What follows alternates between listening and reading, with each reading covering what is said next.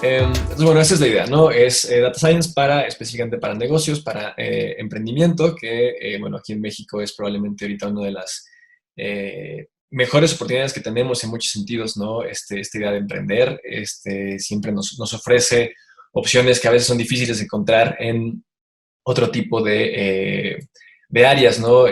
Algo muy bonito justamente del emprendimiento, sobre todo cuando uno está empezando a meterse en el mundo de Data Science, de análisis de datos, de inteligencia artificial, es justo el que te toca hacer un poco de todo, ¿no?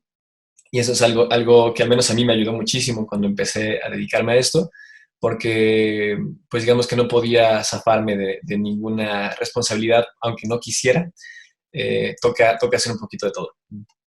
Em, entonces, bueno, ¿cuáles los objetivos del día de hoy, de esta sesión? Es un poquito entender qué es Data Science. Igual por ahí algunos tienen ya mucha idea, igual algunos no. Entonces vamos a hacer como una definición general de Data Science para tratar de entender un poco cuál es el punto de Data Science, ¿no? Y esta idea de los insights que nos pueden dar, es decir, de estas como puntos clave o estas percepciones que podemos llegar a obtener a través del análisis de datos y cómo estos puntos claves que podemos extraer de los datos nos pueden ayudar a detectar oportunidades, ¿no? En muchas diferentes industrias.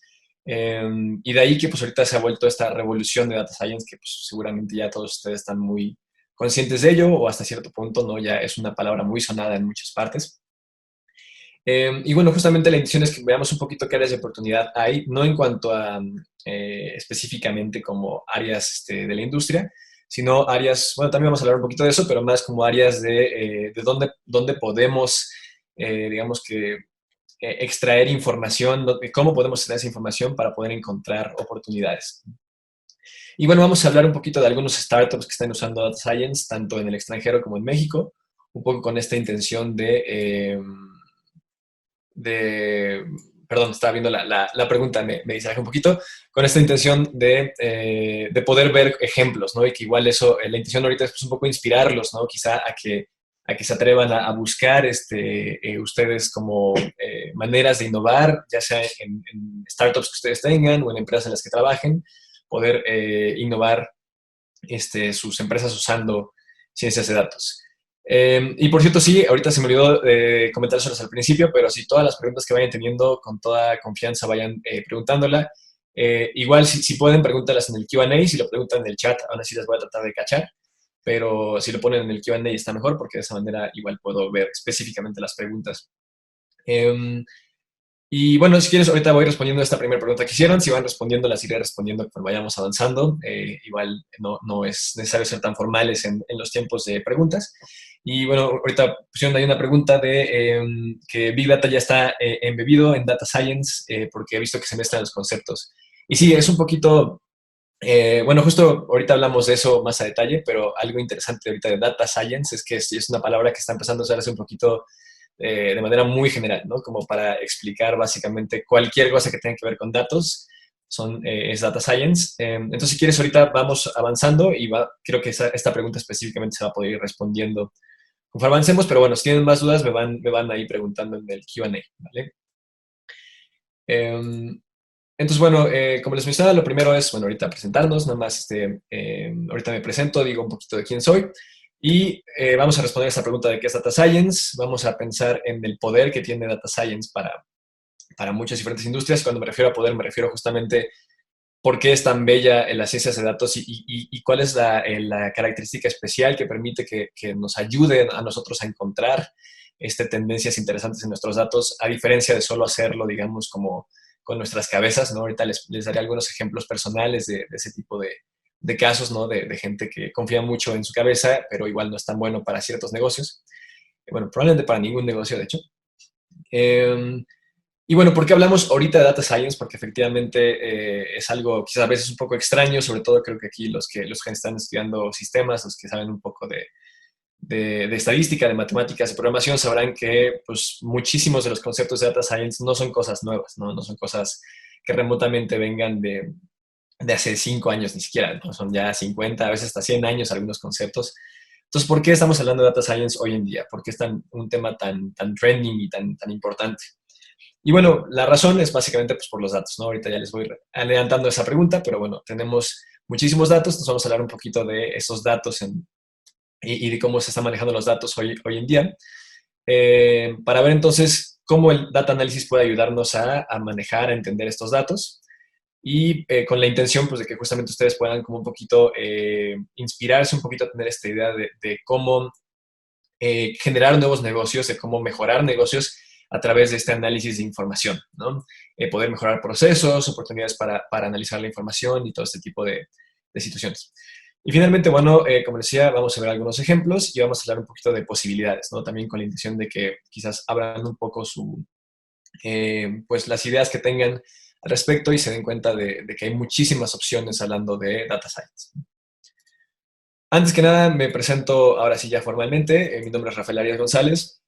Yo soy ingeniero en inteligencia artificial. Realmente a lo que yo me dedico tiempo completo es a la inteligencia artificial. Mucho más específicamente soy experto en machine learning y de hecho más específicamente en una cosa que se llama deep learning, que no sé si han escuchado hablar de ella. Aprendizaje profundo, ese es mi mero mole, es donde yo estoy todo el día estudiando y trabajando. Son los sistemas de inteligencia artificial más modernos, no podemos necesariamente decir que los más avanzados, pero los más modernos. Y bueno, como ingeniero de inteligencia artificial definitivamente no puedo excluirme de data science, no puedo excluirme de estadística, de probabilidad, de matemáticas, de programación. Eh, y bueno, he trabajado en varias empresas, he trabajado en algunas empresas en San Francisco, como lo son Simplify y Maracana, son empresas que están basadas en San Francisco, que de hecho se desarrollan allá. En algunas trabajé medio tiempo acá y me iba para allá un rato, etcétera. Y bueno, de estas dos, una de ellas es justamente una startup, la empresa de Simplify. Bueno, Maracana creo que tiene también un poquito un estatus de startup, aunque ya es una empresa un poquito más formada. Entonces, me interesa platicarles un poquito de estas empresas conforme vayamos avanzando, porque justamente son buenos ejemplos de personas que han tratado de modificar industrias, innovar industrias a través de emprendimiento. He trabajado en otras empresas como Catalyst, haciendo cosas más de seguridad web, de blockchain. En algún momento trabajé como jefe del departamento de blockchain en una empresa. Noise para análisis de datos. Y bueno, algo que siempre me interesa un poquito platicarles nada más rápidamente es que yo realmente soy licenciado en ingeniería en audio. Y la razón por la que me agrada siempre decir esto es porque es muy común, digo, ahorita veo que varios de ustedes creo que vienen un poquito más de estos aprendizajes más formales de programación, de matemática, estadística, pero es muy común, al menos en Medu he notado, he encontrado muchos alumnos que tienen mucho miedo, ¿no? De poder entrar en esta industria, que tienen muchas inseguridades ante poder tratar de involucrarse en esta industria. También, bueno, doy clases en dos diferentes universidades y en las dos universidades, en una de ellas no son programadores a los que les doy clases, en la otra sí. Y justo en esta universidad en las que no son programadores, doy clases de inteligencia artificial para música, entonces son gente, productores de música. Y a muchos les interesan estos temas, pero muchas veces me dicen que se sienten con mucho miedo de empezar este mundo. Entonces me gusta siempre comentar que soy licenciado en ingeniería en audio porque, bueno, no tiene nada que ver con programación, ni con inteligencia artificial, ni con data análisis. Eh, entonces creo que soy un vivo ejemplo de que sí se puede, ¿no? Avanzar dentro de este mundo. De ahí que mencionan, bueno, ahorita contesto un poquito más de Machine Learning, efectivamente es parte de AI. Me menciono yo como ingeniero de inteligencia artificial porque a veces he trabajado más en otros tipos de sistemas, como por ejemplo algoritmos genéticos. En algún momento trabajé mucho en eso. Pero sí, por eso mi especialidad es más Machine Learning. Ahorita hablamos un poquito de eso. Eh, pero bueno, entonces por eso siempre me gusta comentar que soy licenciado en ingeniería en audio, para que no nos demos cuenta de que no tenemos por qué temer estas cosas. Entonces, antes que yo darles mi definición, o más siendo una definición un poquito más de textual del libro, me gustaría que ustedes me pusieran, si quieren, en el chat, ¿no? En las preguntas y respuestas. Eh, Según ustedes, según lo que ustedes han visto, lo que ustedes conocen, ¿qué es Data Science? ¿Qué significa Data Science? Porque, por ejemplo, ahorita estaba ahí esta pregunta de Big Data y Data Science, ¿cuál es la relación? ¿Cómo se mezclan los conceptos? Entonces, si quieren, coméntenme rápidamente en el chat, me espero tantito, de acuerdo con ustedes, ¿qué es Data Science?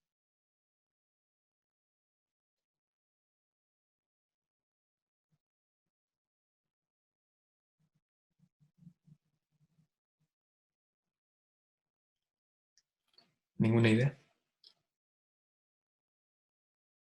Perfecto. Interpretación de datos, esa es una. Mucha gente cree que solo es sacar info de los datos, pero yo creo que implica la extracción de la información. Muy bien, definitivamente, está interesante lo que comenta José, porque efectivamente se vuelve, a final de cuentas, ahorita ya es algo mucho más grande que solo sacar información de los datos. Extraer la información también, interpretar los datos, utilizar los datos de los modelos matemáticos para tomar mejores decisiones. Excelente. Dar significado a los datos para extraer información. Data Science es análisis exploratorio más Machine Learning con finalidad de crear valor para el negocio a través de clasificaciones y predicciones.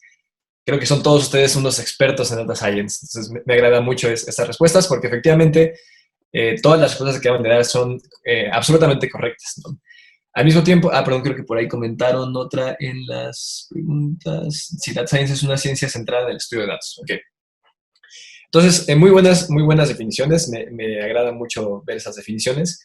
Y al mismo tiempo, algo bonito de estas definiciones es que si se dan cuenta, las definiciones que tenemos aquí son todas ligeramente distintas, o en algunos casos bastante distintas, pero todas están en el correcto, ¿no? Realmente Data Science es un poquito esta mezcla de análisis exploratorio, de extracción de datos, de interpretación de datos, de uso de Machine Learning para crear valor, toma de decisiones, etcétera, etcétera. Entonces creo que ahí ya tienen todo eso bastante bien entendido. Qué bueno.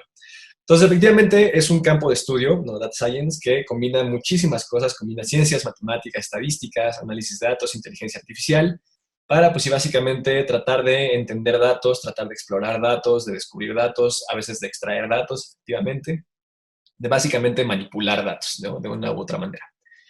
Realmente es esta unión, ¿no? Que podemos ver entre estas tres áreas de investigación bastante importantes, que son ciencias computacionales, tecnologías de la información, matemáticas y estadística, y conocimiento de dominios de negocio, ¿no?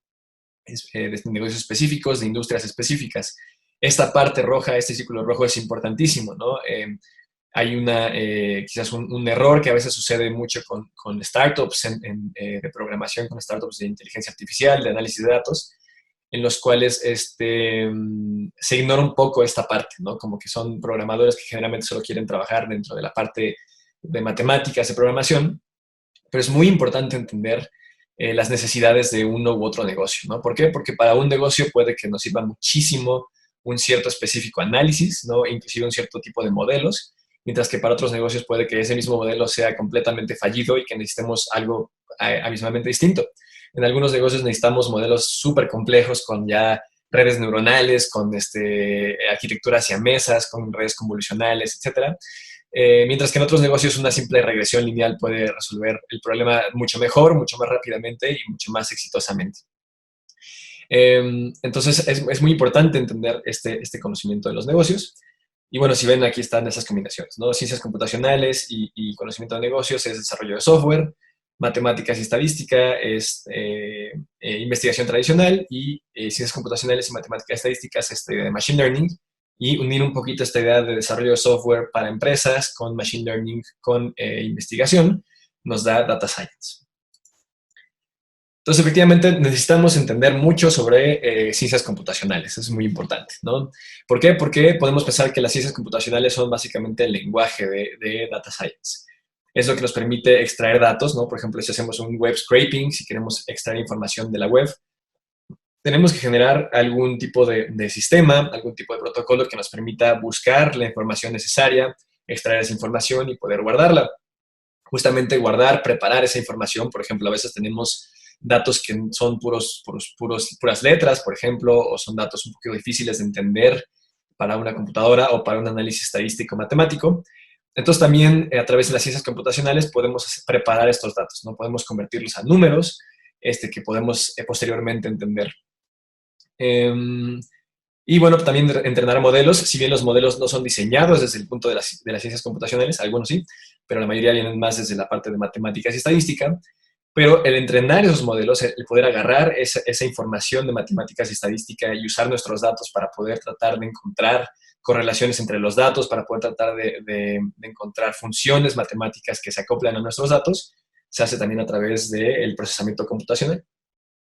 Y bueno, finalmente, obviamente, siendo el lenguaje de Data Science, pues requiere de lenguajes de programación. Aquí les pongo los que no son remotamente los únicos, pero sí suelen ser como de los que suelen ser más mencionados cuando se habla de Data Science, como lo son Python, JavaScript o R. que seguramente por ahí han escuchado un poquito de estos, a los que por ahí el que ya sabía, el que sabe Java y C Sharp. No sé si alguna vez, José, has hecho Python, pero bueno, es gracioso porque a los alumnos que doy clases en la universidad de programación, alumnos de programación de último año, que nunca antes han visto Python en su vida, y uno pensaría que Python es un lenguaje muy sencillo y pensaría que muy rápidamente se adaptan a Python, pero les cuesta mucho trabajo porque vienen ya desde de un pensamiento de lenguajes como C Sharp, justamente como C++, que son un poquito más densos, un poquito más bajo nivel, y entonces como que se dan de topes ahí. Pero bueno, Python es un lenguaje muy sencillo, es una de las razones por las cuales ha vuelto uno de las estándares de data science, ¿no? Porque es fácil, digamos, aprender Python, es fácil poder desarrollar sistemas con Python. Tenemos este mundo de las matemáticas y de la estadística. Podemos pensar que esta es la lógica, ¿no? Entonces, si el otro era el lenguaje de data science, de las matemáticas y la estadística, es la lógica de data science. Entonces nos permite justamente visualizar datos. Obviamente esto también se hace a través de las computadoras, pero bueno, los protocolos, los algoritmos para poder generar una gráfica son más matemáticos y estadísticos. Métodos para explorar los datos, para diseñar nuestros algoritmos, para analizarlos y para poder estimar y predecir, ¿no? Que efectivamente ya de ahí las matemáticas y estadísticas es cuando empiezan a surgir en esta combinación lo de Machine Learning, ¿no? Me voy a tomar un momento para responder la pregunta de José, que me viene persiguiendo desde hace un tiempo, que pregunta que si Machine Learning que es parte de AI, los puristas de AI prefieren desarrollar sus modelos a mano, pero ¿qué opinas de los frameworks ya preestablecidos como Keras, TensorFlow, etcétera? ¿Cuándo usarlos? ¿Cuándo generar de cero tus redes neuronales? Y es una, creo que, excelentísima pregunta, porque efectivamente, los puristas de AI prefieren desarrollar sus modelos a mano, aunque si te soy muy honesto, inclusive ya hablando de gente que conozco en la academia de MIT, ¿no? Gente ya de muy altos niveles en ciencias computacionales, cada vez hay realmente menos puristas, ¿no? En el sentido de que cada vez sí se están usando ya más estas frameworks. Ahora, dentro de frameworks hay muchísimos niveles, ¿no? Tienes cosas como, por ejemplo, sklearn, que si bien es un framework excelente para poder introducirte en el mundo de Machine Learning, yo personalmente, por ejemplo, muy pocas veces lo uso porque sí, son one-liners, ¿no? Pones una línea de código y todo funciona, pero sí no te permiten manipular mucho el algoritmo, ¿no? No te permite manipular mucho la arquitectura de los algoritmos detrás. Igual, conforme vayamos avanzando, justamente quiero hablar de ese problema, ¿no? Del problema ahorita de los black boxes y el problema de la falta de optimización de procesos específicos en las industrias, lo cual es muy malo. Entonces, hay ciertas librerías que quizás sí, yo inclusive me consideraría un poquito purista en ese sentido. Hay otras librerías como lo son justamente Keras y TensorFlow, eh, que al menos personalmente y en mucha gente que conozco de la industria, son una maravilla, ¿no? ¿Por qué? Porque nos ahorran muchísimo trabajo, permitiéndonos al mismo tiempo una enorme capacidad de manipular las arquitecturas de las redes neuronales y bueno, y de cualquier otro tipo de algoritmo que podamos diseñar. Entonces, yo creo, y bueno, y por lo que te podría decir de la gente que conozco en la industria activa, estamos todos un poquito en medio, ¿no? Como en esta idea de, es buena idea usar ciertas librerías, siempre y cuando podamos seguir teniendo acceso a manipular la información y las arquitecturas a nuestro beneficio, ¿no? Ahora, los que son puristas y quieren hacerlo desde cero, en algunos casos es necesario, por ejemplo, en videojuegos, muchas veces, por ejemplo, meter TensorFlow en Unity, si alguna vez alguien de ustedes lo ha intentado, es una verdadera, bueno, es horrible, ¿no? Es súper complicado, está lleno de bugs, de problemas, no hay buenas librerías para poder hacer la interconexión. Entonces, a veces, para hacer ciertos procesos de inteligencia artificial en videojuegos, sobre todo hablando de redes profundas, es mucho más sencillo, mejor simplemente ponerte a hacer tu red desde el principio, sobre todo porque aparte son redes que no suelen ser de muchas capas, que no suelen tener muchas neuronas, entonces es mucho más fácil simplemente hacerlo desde cero, ¿no? Entonces, bueno, es un poquito variante. Yo sí estoy un poco en contra de los puristas que dirían que todo se haga a mano. También estoy definitivamente en contra de la gente que quiere usar simplemente librerías para ahorrarse el trabajo de todo. Bueno, esto ahorita que mencioné esto de Machine Learning porque estamos en matemáticas, estadísticas y programación, ahorita voy con las demás preguntas. Bueno, igual no me respondo, ahorita respondo la de René, pero veo que aquí preguntaron cómo se pueden hacer modelos hechos a mano, creo que va un poquito con lo que estábamos mencionando. A mano, supongo que se refiere, José, a mano código, ¿no? O sea, hacerlo en código, pero no usar justamente librerías prehechas para, por ejemplo, manejar tensores, para poder hacer árboles automáticamente, sino tratar de hacer todo eso manualmente en código.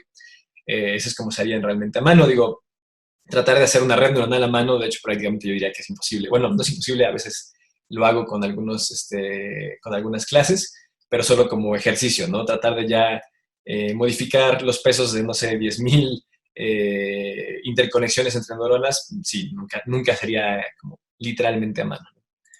Pero bueno, eh, está el otro pilar que les mencionaba, que es el conocimiento de negocios. Les repito, esto es importantísimo, es algo que suele pasarse un poquito por encima, no preocuparse mucho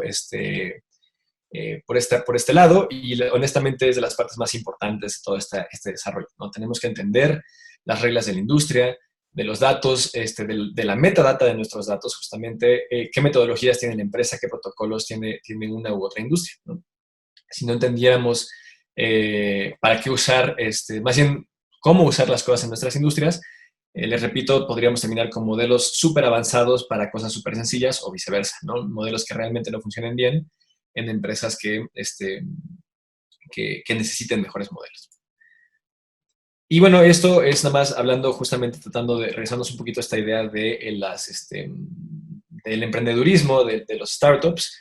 Es bueno siempre tener un poquito en una conciencia de esto, ¿no? Ya es tanta información, tantos modelos, tantos algoritmos, tantos diferentes tipos de trabajos dentro del mundo de los datos, que siempre es buena idea tratar de rodearse de gente, ¿no? Tratar de generar equipos, tratar de detenerse, analizar y optimizar los procesos, ¿no?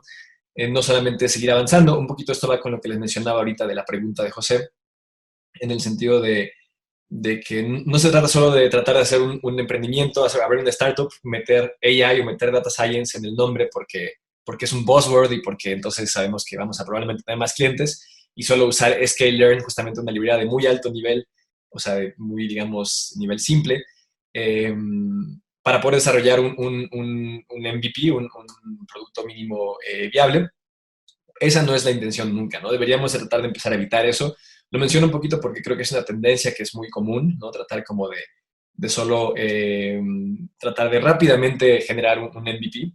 Y siempre es bueno mejor detenerse a la hora de emprendimientos, ¿no? Detenerse, analizar, optimizar, juntar el equipo que necesites. ¿Por qué? Porque si no terminamos entendiendo mal los datos. Eso ya es todo un tema muy distinto a lo que vamos a ver hoy, pero bueno, está todo este tema de la ética en data science, que es un tema muy importante que analizar, ¿no? ¿Por qué? Porque está empezando a generar problemas el hecho de que la gente simplemente haga modelos muy sencillos y metadatos y haga predicciones importantes con esos modelos, terminamos con problemas. Entonces, bueno, antes de continuar con esto, déjenme responder lo que menciona René Azurdia, que es normalmente en un proyecto, qué porcentaje del tiempo se invierte en la preparación de los datos. Depende muchísimo del proyecto, pero lo que sí te puedo decir es que generalmente es el gran bloque de tiempo, ¿no? La mayor cantidad de tiempo probablemente se invierte generalmente en preparar nuestros datos. En parte porque una buena preparación de datos, un buen preanálisis y preparación de los datos nos permite que los modelos funcionen mucho mejor generalmente en ciencias de datos. Y también porque honestamente muchísimas empresas, muchísimos datos que tenemos a la hora de trabajar profesionalmente están muy mal hechos, ¿no? Me ha pasado en muchas ocasiones que los datos de la empresa, inclusive empresas muy grandes con las que he trabajado, obviamente no voy a decir nombres, y sus bases de datos son tablas de Excel donde tienen todo completamente chueco, donde están los nombres mal puestos, donde una columna, después de 10.000 datos, una columna se mueve hacia la derecha. Entonces, sí es una tendencia muy normal que ocupemos muchísimo de nuestro tiempo en preparar nuestros datos, ¿no? Por ahí en algunos libros, etcétera, sí mencionan como 90% de tu tiempo, 70%, 90% debería de ser preparar los datos correctamente antes de poder efectivamente comenzar a hacer análisis con estos datos, ¿no? Entonces, muy buena pregunta porque sí, es muy importante. De nuevo, si no tenemos datos bien preparados, terminamos con sistemas que no funcionan correctamente y con problemas se me fue ahorita la palabra, perdón, con problemas de ética. Ahorita voy respondiendo las demás preguntas. Vamos a avanzar un poquito con la presentación. Bueno, igual, perdón, respondo nada más por esto que comentaron de los datos. Justamente ponen, pero ¿qué no? La labor de limpiar los datos es el data engineer. o no. Y efectivamente, pero bueno, una cosa a la que quiero llegar justamente con esta presentación, como les mencionaba, es que Data Science ahorita está incluyendo muchísimas cosas alrededor, ¿no? Hablar de Data Science significa hablar de muchos trabajos, incluyendo Machine Learning, ¿no? De hecho, siendo como muy puristas, Machine Learning quizás no sería parte de Data Science en el sentido original de las palabras, pero ahorita Data Science es un poquito, toman, digamos, muchas industrias y muchos trabajos. Entonces, el Data Engineer también es parte de Data Science. Hablando, por cierto, de emprendimiento, es algo importante, nos toca un poquito hacer todo, ¿no? Si ustedes tienen alguna empresa o si quieren empezar a emprender alguna empresa, probablemente van a ser sus propios ingenieros de datos, analistas de datos, científicos de datos, ingenieros en inteligencia artificial, etcétera, etcétera. Entonces, sí, específicamente Data Engineer son los que estarían limpiando los datos.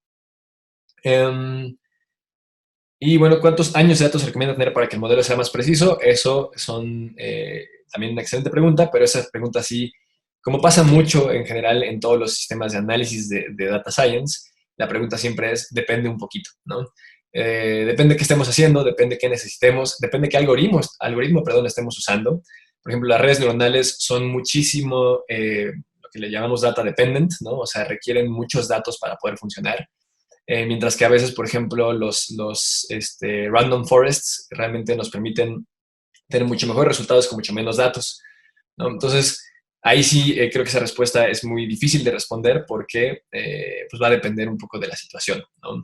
Ha habido veces donde he encontrado soluciones bastante óptimas a un sistema con 200, 300 datos.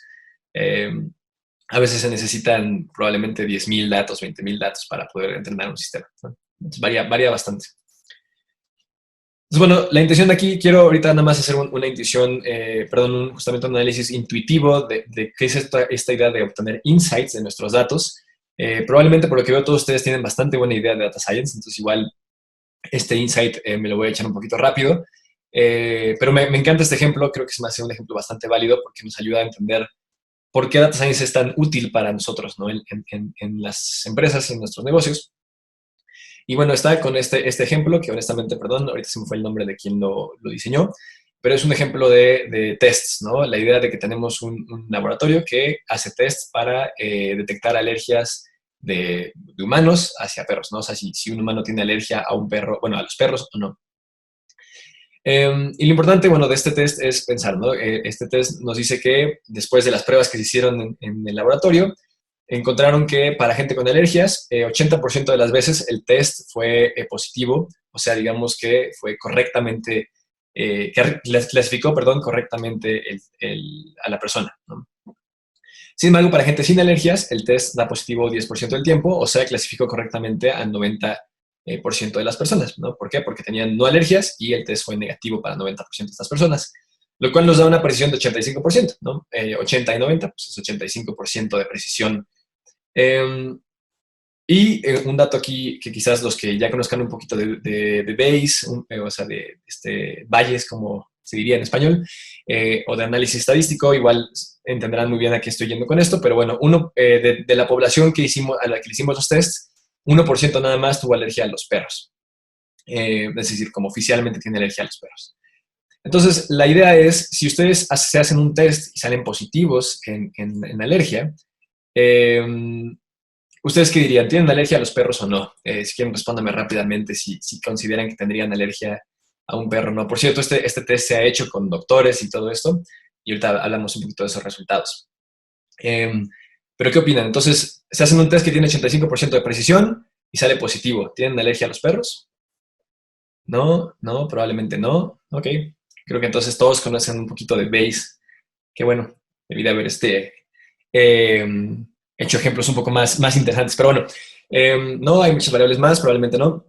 Efectivamente, probablemente no tenemos alergia, ¿vale? Pero lo interesante de este ejemplo, igual algo bueno, aunque ustedes ya conozcan entonces este tipo de ejemplos, este tipo de análisis estadístico de Bayes,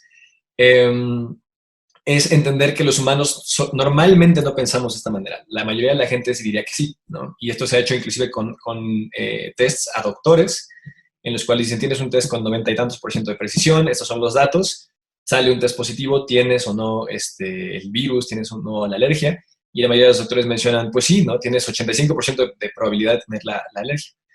Y realmente no, como ya varios ahí mencionaron, ¿no? Porque, bueno, si hacemos, esto no es la fórmula de Bayes, no la quise poner por miedo a que igual no la conocieran, pero es simplemente un análisis más intuitivo. Tenemos una tablita donde tenemos simplemente gente que tiene alergia, digamos, nuestra muestra total de personas a las que le hicimos estos test son 1000 personas.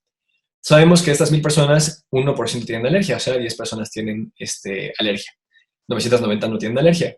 Sabemos que de las que tienen alergia, el test sale positivo 80% de las veces, o sea, 8 de estas 10 personas salieron positivas y 2 de las 10 personas salieron negativas. De la misma manera, con la gente que no tiene alergia, sabemos que el 10% salió positivo, entonces 99% salió que tenían alergia aunque no lo tuvieran y 891 salió que no tenían alergia aunque sí tuvieran la alergia. ¿Vale? Ahora, ¿cuál es el punto de esto? Bueno, justamente detectar, perdón, por un momento pensé que había que 891 no era el número, pues sí. Entonces, el punto de todo esto es pensar, ¿no?, en realmente cuánta posibilidad tenemos de que genuinamente tengamos alergia o no. ¿Cómo podemos hacer eso? Pues obtenemos nada más el número de test positivos y el número de test positivos falsos, y sacamos la precisión de acuerdo con los que fueron realmente positivos y tenían alergia, ¿no? O sea, 8 entre 107 nos da un 7% de probabilidad. Entonces, realmente solo tenemos 7% de probabilidad de tener alergia con ese primer test que obtuvimos positivo, ¿no? Ahora, ¿por qué estoy poniendo este ejemplo? ¿Cuál es el punto de hablar de esto en este momento? Como les menciono, es entender que la mayoría de la gente, si bien ustedes parece que tienen sus buenos conocimientos estadísticos, la mayoría de la gente mencionaría que sí, ¿no? Y esto pasa muy seguido con test, justamente, por ejemplo, inclusive para virus, ¿no? Para COVID. No les estoy diciendo que si les sale positivo en COVID, piensen que no lo tienen y sigan saliendo, por favor, quédense en casa. Pero me refiero, es muy común que la gente entre en pánico, ¿no?, cuando recibe un test positivo ante una enfermedad de transmisión sexual, ante un virus como COVID, como algún tipo de virus estacionario, o inclusive a cosas como alergia. Y realmente las probabilidades son bajas, ¿no? Pero no es así como nuestra mente suele pensarlo. Ya que voy con esto, mucha gente en los negocios suele confiar mucho en su intuición humana, ¿no? Aquí es donde les platico un ejemplo de esta empresa, startup empresa, en la que trabajé en San Francisco, en la cual nuestra labor era diseñar algoritmos para tratar, bueno, específicamente mi trabajo era diseñar modelos de Machine Learning, más específicamente de aprendizaje profundo, para tratar de encontrar en jugadores alrededor de Estados Unidos potencial de jugadores profesionales de fútbol, ¿no? Personalmente no soy nada fan de fútbol, pero la verdad está bastante divertido el proyecto. Bueno, está bastante divertido. Ellos siguen, yo me salí para perseguir otros proyectos, pero bueno, la intención entonces era, eh, teníamos, digamos, hacíamos como drills en el teléfono, la gente se grababa haciendo diferentes tipos de ejercicios de deporte y nuestros modelos trataban de clasificar a la persona con un potencial para ser jugador profesional o no. Los que tenían un alto potencial de ser jugadores profesionales, entonces eran comprados, eran entrenados por la empresa y eran vendidos a equipos de fútbol en Estados Unidos, no a equipos profesionales. Y la razón por la que traigo a colación este ejemplo es porque una gran pared con la que nos topamos cuando estábamos diseñando estos modelos, cuando estábamos tratando de obtener los resultados, era que muchísimos entrenadores de fútbol no querían hacerle caso a nuestros datos, ¿no? A pesar de que nuestros datos estuvieran respaldados justamente con análisis estadístico, con análisis un poco como esto que acabamos de ver ahorita, ¿no?, con este análisis probabilístico. Ellos querían seguir su gut, ¿no?, que se le diría en español, perdón, sí, vamos a empezar, su intuición personal. Entonces, muchísimos jefes de equipos de fútbol nos decían, no, es que sí, están sus datos, pero yo veo a la persona y yo sé si la persona es buena o no. Entonces, tráiganme al jugador y yo decido si lo compro o no. Eh, y es muy interesante, ¿no? Porque realmente los humanos somos muy malos para la estadística como, digamos, nativa, ¿no? Para que nuestro cerebro pueda efectivamente hacer estos cálculos de estadística de probabilidad. Entonces, algo que es hermoso de los diseñadores de datos, perdón, de los científicos de datos y de los diseñadores de inteligencia artificial, es poder comenzar a diseñar estos modelos que de maneras más precisas y matemáticas puedan digamos que extraer una intuición mucho más objetiva, ¿no? Ante las diferentes situaciones que podemos encontrarnos.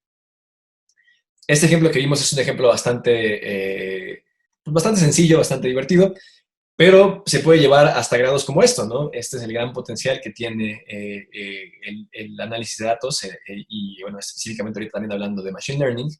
Cosas como, por ejemplo, esto, no sé si alguien reconoce esto de dónde es una noticia muy buena del año pasado, que es AlphaFold, ¿no?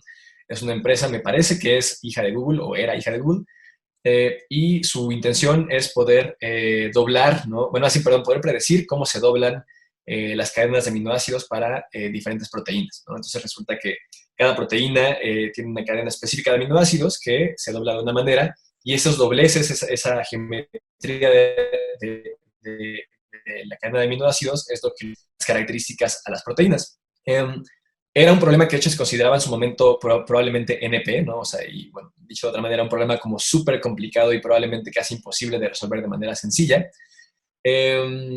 Y sin embargo, ahorita usando análisis de datos, usando muchísimos datos, muchísima extracción de datos, muchísimo procesamiento de datos y muchísimo desarrollo de sistemas de aprendizaje profundo con estos datos, llegaron a un sistema el año pasado que, si mal no recuerdo, tiene, no quiero mentirles, pero es 80 y tantos por ciento de precisión, por ahí más o menos. No creo si es entre 75 y 85 por ahí.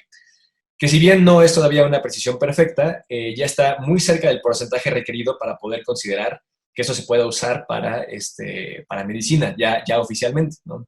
Y esto, bueno, tiene repercusiones impensables en la medicina, ¿no?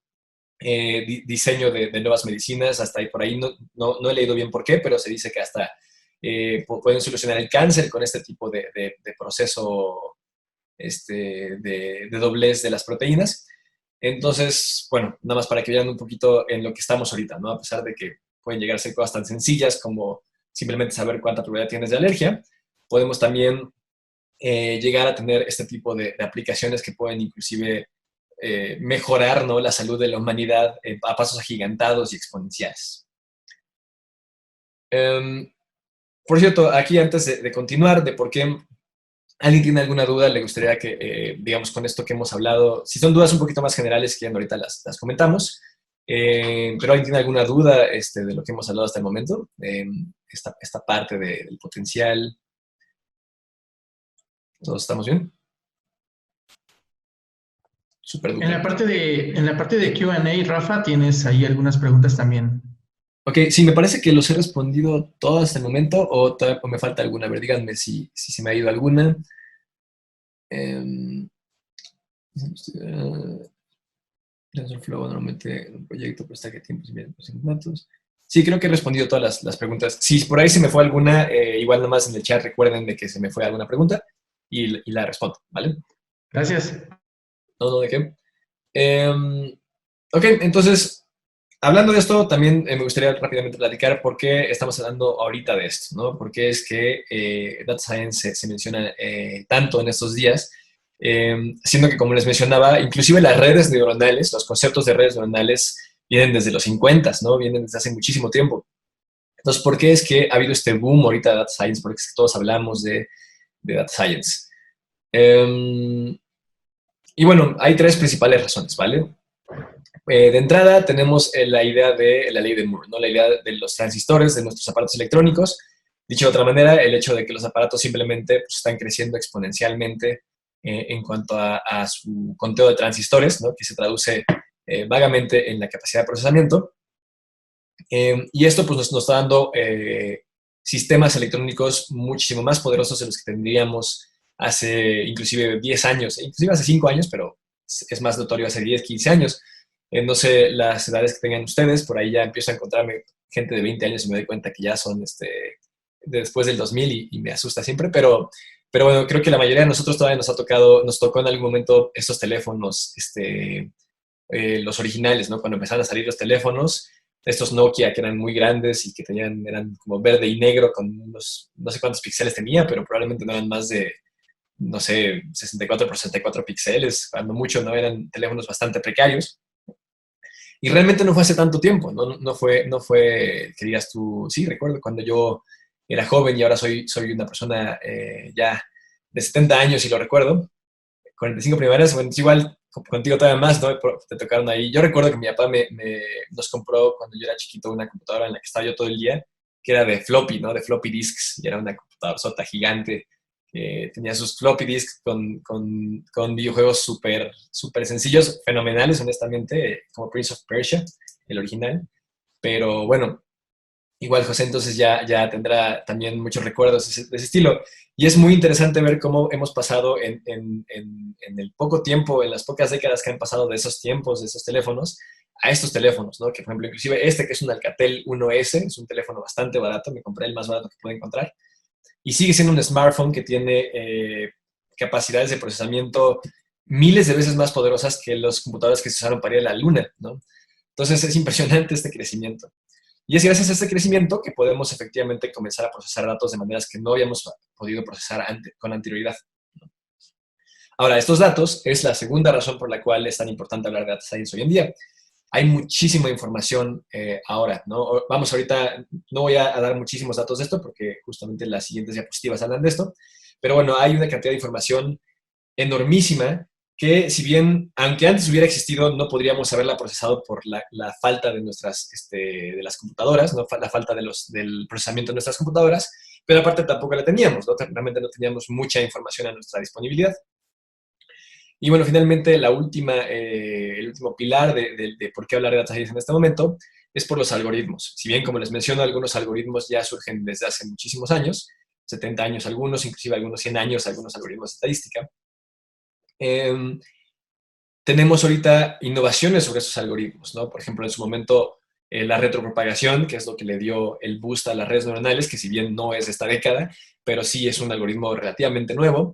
Y aparte, inclusive, como mejoras sobre los mismos algoritmos que ya tenemos. Por ejemplo, eso que les puse ahí es una red, como les mencionaba hace rato, una red siamés neuronal convolucional, que ya es una unión de muchísimos diferentes algoritmos y procesos y pruebas, y nos permite encontrar resultados mucho más avanzados de los que podríamos haber encontrado con una simple red neuronal. Ahí, por cierto, también es un buen momento quizás para responder la pregunta que había dicho José, justamente, de cuándo usar librerías prehechas, ¿no? Y, por ejemplo, para hacer una red siamés convolucional, y lo digo porque justamente hace muy poco tiempo me puse a estudiar a profundidad una de estas para aplicarla en un trabajo, tratar de hacer esto a código pelado, así desde cero, con puro C# o con puro C++, nos tomaría probablemente una cantidad muy grande de tiempo, nos daríamos de muchos topes en la cabeza, y usar TensorFlow para hacer este tipo de sistemas nos permiten mucho más rápidamente saltarnos toda esta parte difícil, esta parte técnica, y enfocarnos más justamente en el diseño y la arquitectura del algoritmo, ¿no? Entonces, bueno, vamos a hablar entonces ahora sí de estos datos que les mencionaba, ¿no? De este segundo pilar de información y por qué son tan importantes. Me gustaría lo que empezaran a tratar de sacar de esto, si no es que ya lo han ustedes intuido en sus trabajos, es la cantidad increíble de datos y las posibilidades que esto nos da para nuestros negocios y para encontrar información en nuestros negocios, ¿no? Entonces, bueno, como dice un investigador de Gartner, que se llama Peter Sondergaard, la información es la gasolina, podemos pensar el aceite de este siglo, y el análisis de datos es el motor de combustión, ¿no? Entonces, si bien efectivamente los datos son la gasolina de nuestra era, necesitamos alguna manera de poner esa gasolina en funcionamiento, ¿no? Y analizar los datos es efectivamente esa forma. Unos cuantos datos nada más para que tengan un poco para que puedan visualizar, ¿no? esta idea. Es, hablando de datos de Big Data, que si bien ahorita igual ya respondo con más detalle la primera pregunta que se hizo, que me doy cuenta que también la hizo José. Nada más unos cuantos datos para que vean. Tenemos, por ejemplo, 4.6 mil millones de personas, que bueno, en inglés son billions, conectadas al Internet, ¿no? Tenemos 7.8 mil millones de personas en el mundo, 4.6 mil están conectadas al Internet, lo que sería más de la mitad. O sea, haciendo un análisis nada correcto, lo que voy a decir, pero para que más o menos como una idea perceptual, como una de cada dos personas que conozcamos está conectada al Internet. Obviamente no es así en nuestro caso, probablemente toda la gente que conocemos nosotros está conectada al Internet, pero bueno, más o menos para que veamos este concepto. Y lo importante de pensar en que más de la mitad de la población mundial está conectada al Internet es pensar en la cantidad de gente que tenemos para clientes potenciales, ¿no? Usuarios potenciales de nuestros productos, clientes potenciales de nuestros servicios. Eh, Técnicamente podemos conectarnos con cualquier persona en cualquier lado del mundo. Tan así es que, de hecho, en el primer startup que cofundé en San Francisco, justamente, con unos programadores de Google, eh, nuestra meta era, bueno, era hacer inteligencia artificial, específicamente aprendizaje profundo, para Excel, ¿no? Para que pudieran usarlo en Excel. Y perdón, de nuestros primeros clientes que tuvimos fue el Banco de China, ¿no? Entonces, ni al caso con México, estábamos empezando, pero justamente era tan sencillo, el Internet estaba tan conectado todo que nos pudimos conectar inclusive con gente hasta en China y que fueran nuestros primeros clientes, ¿no? Entonces, efectivamente hay muchísima posibilidad ahí. Tenemos 4.6 mil millones de personas a las cuales podemos llegar de una u otra manera. Y a esto me refiero marketing, me refiero ofrecer servicios, ofrecer productos, etcétera, etcétera. Ayudar con sus servicios y productos, que es una nueva, bueno, no es nueva, pero una rama que está creciendo mucho en este momento. 5.1 mil millones de personas conectadas a sus teléfonos celulares. De nuevo, pues es más todavía que la gente que está conectada al Internet. 2 mil millones de personas hacen ya comercio online, ¿no? Se compran cosas en línea. Lo cual, de nuevo, es bastante interesante pensar que aproximadamente uno de cada 4 personas que conozcamos compra en línea. Es un número bastante grande, ¿no? Imagínense, 2 mil millones de personas que pueden ser nuestros clientes potenciales para negocios en línea. 3.7 mil en redes sociales. Las redes sociales, si bien no son necesariamente, sí se pueden usar para eso, pero no son el mejor canal para quizás compra-venta, pero sí es el mejor canal para promoción, ¿no? Ahí podemos promocionarnos muchísimo en las redes sociales. Eh, y a lo que voy, el punto de ver todos estos datos es, sí, tenemos mucha gente a la que podemos llegar, pero también tenemos muchos datos que podemos analizar y usar para poder llegar a esta gente de mejor manera, ¿no? Esa es la parte interesante de data análisis, ¿no? Más allá de entender que hay mucha gente, es entender cómo podemos mejorar nuestros procesos para que esta gente genuinamente nos compre, para que si, por ejemplo, sacamos un producto, sepamos qué palabras claves usar para nuestra key demographics, ¿no? Nuestra población clave, para que esta población rápidamente se vea interesada en nuestro anuncio, ¿no? Y entonces dé clic a nuestro producto. O, por ejemplo, también cuándo dejar de vender ciertos productos, cuándo comenzar a vender otros productos, etcétera, etcétera. Tenemos toda esta capacidad de análisis de estos datos. Y aquí es donde entra Big Data, ¿no? Big Data, ¿qué se refiere Big Data? Para ya terminar así de responder oficialmente la pregunta, se refiere justamente a estos manejos de datos enormísimos, ¿no? Ya hablando de cientos de miles, si no es que hasta millones de datos. Pero definitivamente ahorita se está usando muy intercambiablemente con Data Science. ¿Por qué? Porque empezamos a muy fácilmente tener acceso a muchos datos. No siempre, estoy diciéndoles algo un poquito solo como medio hype, medio emocionante. A veces es muy difícil conseguir datos, debo de ser muy honesto, pero no quita que sí tenemos, al menos en muchos sentidos, el potencial de tener mucha data bueno, como fácilmente en nuestras manos, ¿no? Eh, ahorita que pasemos al siguiente tema, respondo a la pregunta de Elvia. Nada más para que se den alguna otra idea de estos datos y de toda la cantidad de información. Tenemos cada minuto 4.7 millones de videos vistos en YouTube. También ahorita se me fue el número, perdón, pero la cantidad de horas subidas por minuto a YouTube. No quiero dar un número porque me estoy confundiendo, no me acuerdo cuánto es, pero bueno, son muchísimas horas que se suben cada minuto a YouTube, ¿no? Y muchísimas horas que se ven, muchísimos videos que se ven cada minuto en YouTube. 400 nuevos usuarios de Facebook por minuto, 60,000 imágenes subidas a Instagram, 200 millones de emails enviados. Este número he visto que varía mucho en diferentes textos. En algunos mencionan desde 150,000, he visto, hasta 180, 200 millones. Pero bueno, aunque fueran 150,000 emails enviados por minuto, creo que es una cantidad bastante grande. Si son 200 millones de emails enviados por minuto, creo que es una cantidad considerablemente más grande. 4.2 millones de búsquedas en Google, 480,000 búsquedas, posts en Twitter, ¿no? Tweets hechos, entre los cuales algunos ahí son los horribles tweets de Trump. Bueno, ya no, parece que ya lo cancelaron. Este, y bueno, lo que voy es, de nuevo, tenemos muchísima información, ¿no? La cantidad de cada minuto está entrando al Internet es impresionante. Se estimaba que para el año pasado, esto antes del COVID, por cierto, entonces con el COVID seguramente cambió ese número hacia arriba. Se estimaba que para el 2020 se generarán 1.7 megabytes por persona por segundo en el mundo, ¿no? Cada persona, cada segundo generar 1.7 megabytes de información.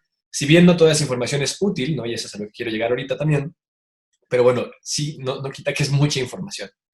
Ahora, algo interesante es cuánta información de todo esto que está subiéndose al Internet, que está desarrollándose, cuánta creen que esté siendo procesada, que esté siendo analizada.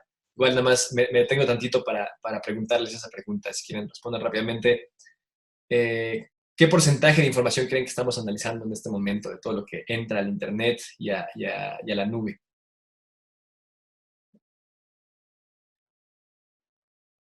¿Una idea?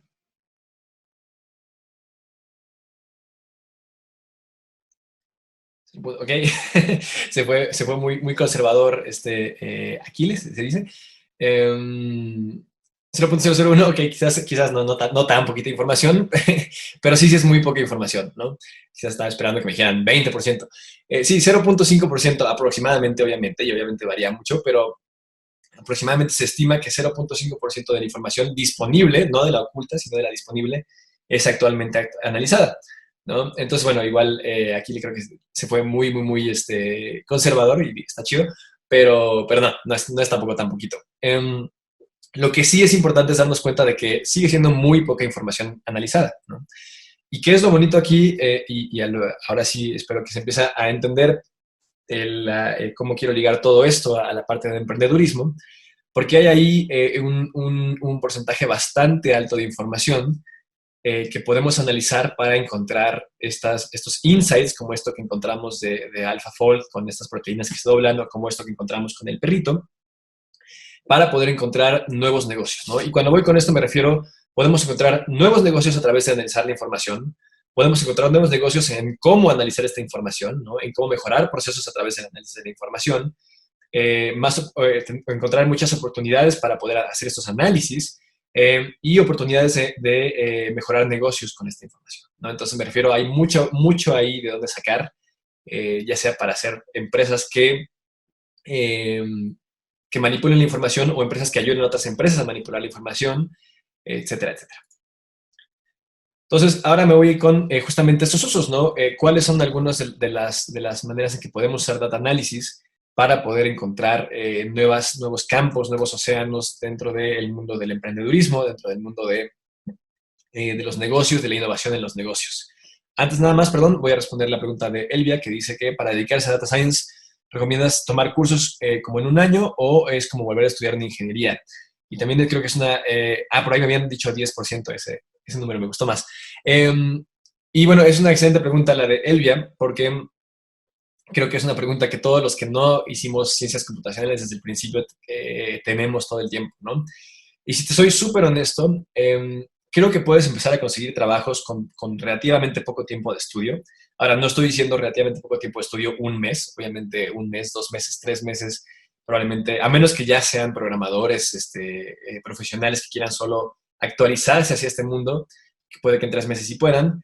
Pero bueno, pues si apenas están empezando en este mundo, aunque vengan de matemáticas, aunque vengan de física, por ejemplo, por ahí mencionaba alguien, eh, yo sí diría que medio año a un año si estás muy clavado. Yo, honestamente, yo conseguí trabajo a más o menos 4 o 5 meses de empezar a dedicarme a estudiar esto, pero sí debo decir que soy muy afortunado, que tuve una suerte ahí que no mucha gente tiene, porque afortunadamente me logré entrar a un grupo de investigación en cuanto empecé a estudiar esto.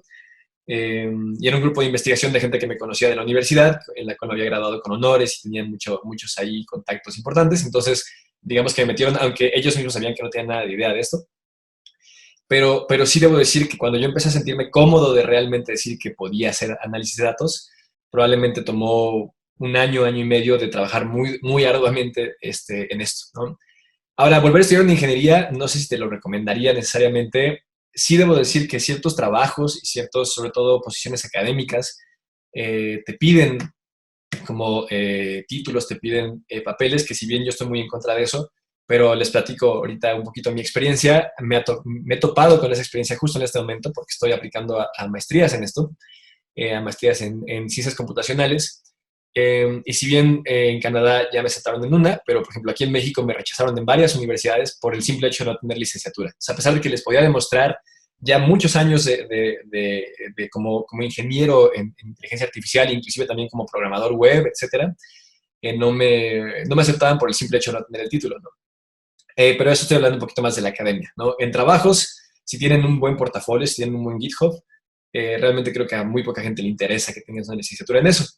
Entonces, si se consideran personas clavadas, se consideran personas que pueden trabajar arduamente eh, sin tener una presión detrás, digamos, yo diría que no estudiaran una ingeniería necesariamente, sino que más bien igual tomaran cursos, se prepararan muy bien, estudiaran mucho por ahí de más o menos quizás 10 meses a un año y medio, empezaran a buscar trabajos, ¿no? Una muy buena opción es buscar startups, justamente hablando del tema de esta plática, que es emprendedurismo también. Los startups, honestamente, son de los mejores lugares donde pueden empezar a hacer data science, porque generalmente los startups no pueden contratar gente profesional, no pueden contratar gente que lleva 5 años en la industria y que cobra 70,000, 80,000 pesos mensuales por análisis, o hasta 150,000, 200,000 pesos en algunos casos. Entonces, son mucho más abiertos a contratar gente que no venga de backgrounds de ingenierías o de ciencias computacionales. Y aparte, otra cosa muy padre, como les mencionaba al principio, es que al ustedes ser los ingenieros de data o los analistas de data o los ingenieros en inteligencia artificial de un startup, les va a tocar hacer de todo, ¿no? Desde el principio, desde extraer los datos hasta poder como procesar los datos, hasta poder hacer los modelos, hasta poder hacer el deployment en las aplicaciones, en los softwares. Entonces, es un excelente lugar para aprender, honestamente, los lugares de emprendimiento, los startups. Probablemente es de los mejores consejos que alguna vez me dio justamente uno de mis socios en Google. Y sí, creo que fue de los mejores consejos que me pudo haber dado, ¿no? Los startups son un excelente lugar para empezar. Por ahí mencionan, sí aceptan en varios lugares gente de otros lugares. Por eso les digo que, por ejemplo, ahorita sí logré entrar ya a una maestría en Canadá, afortunadamente. Pero al mismo tiempo sí, en varias escuelas aquí me mencionaban, sí, tienes muy buen perfil, pero no tienes tu ¿cómo se dice? Tu título en ciencias computacionales y no puedes entrar. Bueno, está bien. Igual, definitivamente, aún así, hay muchas escuelas donde sí se puede. Y por lo mismo, sí, yo no sé si recomendaría estudiar una ingeniería completa, ¿no? Desde el principio. Creo que se puede desde otros lados. Me voy con esas preguntas. Me interesa mucho, la verdad, responder sus preguntas, más inclusive de la presentación, porque creo que las preguntas van dirigidas hacia lo que a ustedes les interesa mucho aprender ahorita. Entonces, déjenme responder también las que ponen aquí, que ponen en orden de importancia, que recomiendan estudiar más Data Analysis, Engineering, Machine Learning, dedicarse en un trabajo de Data Science. Ahí varía, creo que un poquito, dependiendo de lo que te quieras dedicar. Yo personalmente, lo que más amo de todo esto, y sí puedo decir que lo único que realmente amo es la parte de Machine Learning. Me interesa, inclusive más que el análisis de datos, lo que más me ha interesado a mí en la vida es la matemática detrás de los algoritmos de Machine Learning. Entonces yo personalmente lo que decidí fue meterme 100% a eso desde el mero principio, y he aprendido un poquito ingeniería de datos, análisis de datos, lo he aprendido un poquito como por ósmosis, ¿no? Porque a veces tengo que hacer cosas de eso, y entonces, pues, a través de ya los años de estarme dedicando a esto, creo que he aprendido ya todo lo necesario para estadística, probabilidad y ingeniería de datos, análisis de datos. Pero, por ejemplo, yo lo hice de esa manera, pero podría decirles que chance no es la mejor manera de hacerlo, ¿no? Lo que la mayoría de la gente recomienda, y lo que probablemente yo también debí de haber hecho, es ir al revés, ¿no? Empezar justamente un poquito más con esta parte de probabilidad, estadística, de programación, irse de ahí moviéndose un poquito hacia análisis de datos con estadística y probabilidad, después un poquito hacia manipulación de datos, o sea, ingeniería de datos, y después ya irse hacia machine learning. Suele ser un poquito ese más el proceso. Creo que yo, si pudiera rehacerlo desde cero, lo haría de esa manera, pero al mismo tiempo no les puedo decir que lo hagan de esa manera porque yo no lo hice así. ¿Qué les puedo recomendar para conseguir empleo en Data Science México, Estados Unidos o Canadá? También excelente pregunta. La manera en que yo empecé a conseguir trabajo en Estados Unidos fue justamente, como les menciono, metiéndome en startups, ¿no? Buscando gente que necesitaba allá personas a las que no les podían pagar mucho. Y lo padre, aparte de Estados Unidos, es que aunque te paguen poco, te terminan pagando más de lo que probablemente te pagan acá. Me metí a startups, inclusive algunos aunque no pagaran, ¿no? Y la intención pues es empezar a agarrar experiencia y empezar a agarrar currículum, ¿no? A poder decir que ya trabajaste en 2, 3 diferentes startups en Estados Unidos, y de ahí puedes empezar a buscar startups de mayor nivel. Y así, hay muchos sitios donde contratan gente por contratos temporales. Uno de ellos es uno que se llama Upwork. No sé si alguna vez lo han escuchado. Igual, si quieren, pongo aquí el nombrecito nada más en el chat para que lo vean. Upwork. Es sobre todo trabajo en Estados Unidos y Canadá, justamente, aunque sí hay algunas empresas de México que también buscan ahí. Entonces ahí pueden ustedes poner su perfil, y lo que les recomiendo pues es empezar a agarrar trabajos chafas y sin paga, ¿no? Lo primero que puedan agarrar, y de ahí pues ir empezando a crecer y crecer. De hecho, ahora que lo recuerdo, del trabajo en esta empresa ya más grande en la que trabajé en San Francisco, vino de Upwork, no de mi parte, sino mi hermano, que también es programador, también es experto aquí en Bedu, de hecho. Consiguió un trabajo a través de Upwork, y las personas de ese trabajo en Upwork se dieron cuenta de su potencial y lo recomendaron con otra empresa, y de ahí lo contrataron a él, y de ahí también me contrataron a mí. Entonces, así es como les puedo recomendar que traten de buscar empleos en Data Science a través de startups y a través de este tipo de sitios donde pueden hacer trabajos temporales. Libro de referencia recomendado para empezar, depende un poquito para empezar qué, pero si es Data Science, perdón, si es Machine Learning, si quieres, vuélveme a recordar cuando ya estemos más hacia el final de la sesión para que les ponga ahí unos cuantos libros, ¿vale? En el chat, porque hay varios libros con los que pueden empezar. También ahorita les voy a poner mi email para que cualquier duda que se haya quedado aquí pendiente me puedan preguntar, y con todo gusto se la respondo. Maestría en UVM de Ciencias de Datos, ¿la recomendarías? Honestamente no conozco la maestría en UVM de Ciencias de Datos, no la he visto. Una recomendación que me dieron amigos que tengo en MIT es cuando se vayan a maestrías de esto, es mejor tratar de buscar maestrías en ciencias computacionales, porque es un área un poquito más amplia que les permite como adaptarse más fácilmente a lo que cambia en la industria, ¿no? Es decir, si las ciencias de datos caen un poquito en desuso, tener una maestría en ciencias computacionales aún así les permite seguir teniendo trabajos de programador, mientras que de ciencias de datos puede ser un poquito más, un poquito menos fácil, ¿no? Si es que cae la tendencia un poquito hacia abajo.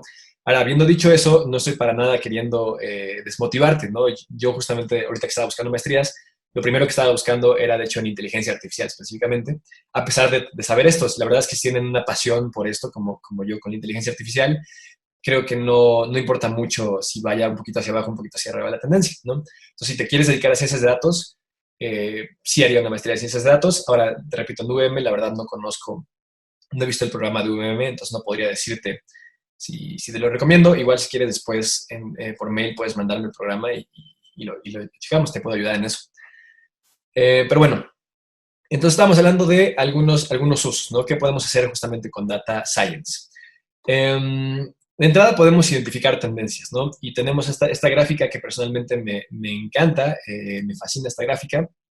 Ahorita vamos a ver de qué es esta gráfica, pero me fascina por cómo se ven, ¿no? Se ven como celulitas humanas. Pero bueno, lo que quiero mostrarles es este artículo escrito por Stephen Wolfram. No sé si lo conozcan, es un matemático, de hecho creo que él es físico, pero bueno, es un físico, matemático, programador muy reconocido en la academia. De hecho, hasta ha diseñado lenguajes de programación. Inclusive él es uno de los que tienen una de las propuestas para la teoría de todo. Entonces es un matemático bastante importante.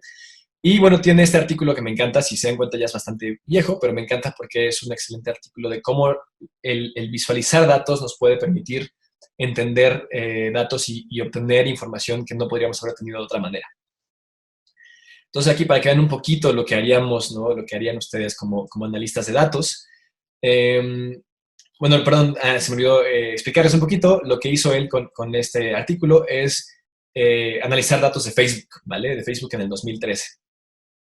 Entonces, tiene cosas como, por ejemplo, aquí abajo me voy a ir a las que son más interesantes, como esta, por ejemplo, una gráfica del número de amigos dependiendo de la edad de las personas, ¿no? Entonces, se dan cuenta, aquí abajo tenemos la edad y aquí arriba tenemos el número de amigos.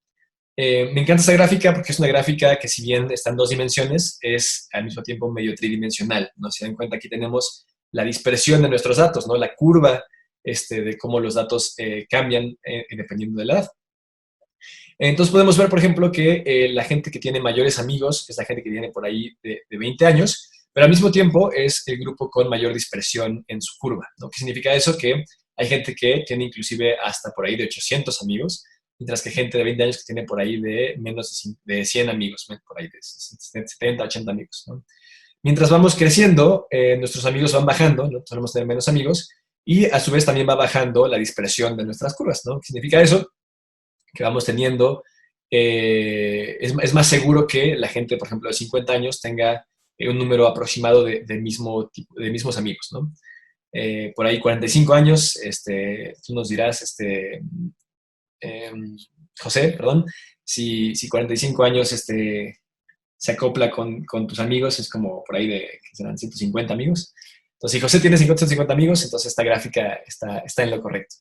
Pero bueno, más allá de los amigos y de Facebook, lo interesante es ver la gráfica, ¿no? Es muy bonito cómo tan rápidamente podemos sacar tanta información de una gráfica, ¿no? Y todo esto obviamente pues, se hace a través de data análisis. Esta también me encanta. Me voy a saltar esta para irme a esta de acá, a la que es interactiva. Aquí lo que estamos viendo es las edades de nuestros amigos, ¿no? Dependiendo de nuestra edad. Entonces, podemos ver, por ejemplo, que gente de 15 años tiene una distribución un poquito positiva, ¿no? Tiene amigos no solo de 15 años, de hecho tiene pocos amigos de 15 años dentro de todo, se va un poquito más hacia los 16, 17 años, y tiene inclusive amigos de 30 años, etcétera, la gente de 15 años generalmente. Y es muy interesante, me encanta esta gráfica porque mientras vamos subiendo la edad podemos darnos cuenta de entrada que por aquí, más o menos por los 20, 21 años, se aplasta esta curva, ¿no? Tenemos una distribución mucho más angosta. Y eso es muy importante, por ejemplo, si quisiéramos vender productos a gente de 20 años, ¿no? Sabemos el tipo de demografía que tenemos. Es gente que quizás en Facebook solo sigue a gente de 20 años, solo se junta con gente de 21 años. Podemos ver que esto va cambiando mientras vamos creciendo de edad. Obviamente siempre el pico está en nuestra edad, ¿no? La gente de 25 años tiene más amigos de 25 años, pero vemos cómo la curva se va cambiando, ¿no? Va creciendo. Y algo padre es darnos cuenta que más o menos por ahí ya después de los 50 empezamos a tener gente, una distribución en la cual la mayoría de la gente tiene amigos de edades muy distintas a su edad, ¿no? Si bien el pico sigue estando por aquí, pero ya tenemos picos también en otros lados. Ahora, una pregunta interesante es, ¿por qué creen que pasa esto? ¿Por qué creen que la gente joven tiene distribuciones de amigos parecidas a sus edades y la gente grande comienza a tener distribuciones de edades mucho menores? ¿A alguien se le ocurre alguna idea de por qué podría pasar esto?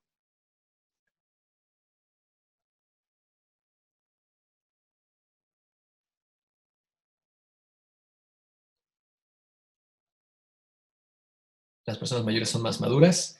Ok, definitivamente, probablemente son gente que tiene más disposición a tener más amigos de todas las edades.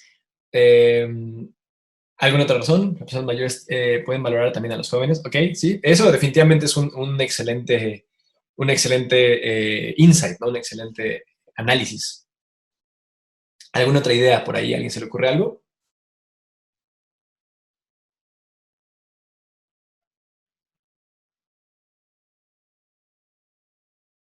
Espera un tantito más, a ver si alguien más me responde.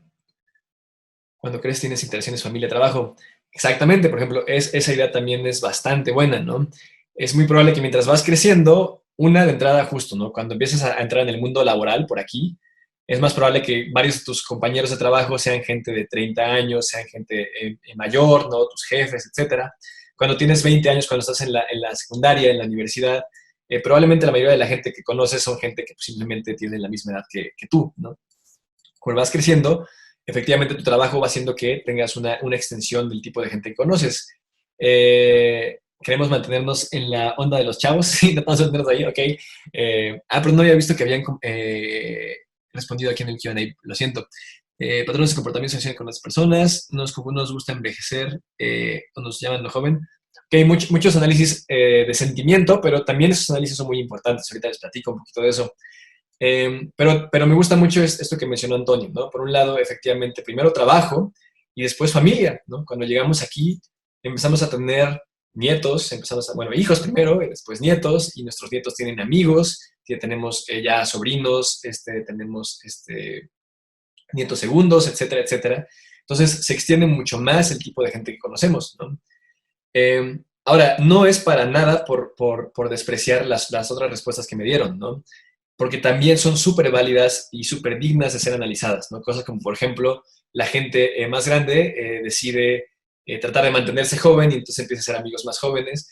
Todo eso también es súper importante de analizar, ¿no? ¿Por qué? Porque somos humanos, ¿no? Y como humanos, el análisis de datos tiene que ver con analizarnos completitos, ¿no? No nada más factores matemáticos, factores objetivos, sino también factores subjetivos. Los humanos somos súper subjetivos y tenemos que meter eso dentro de las ecuaciones. Es la parte más difícil quizás de todo esto, cómo poder eh, encontrar probabilísticamente algo que tiene más que ver con decisiones subjetivas.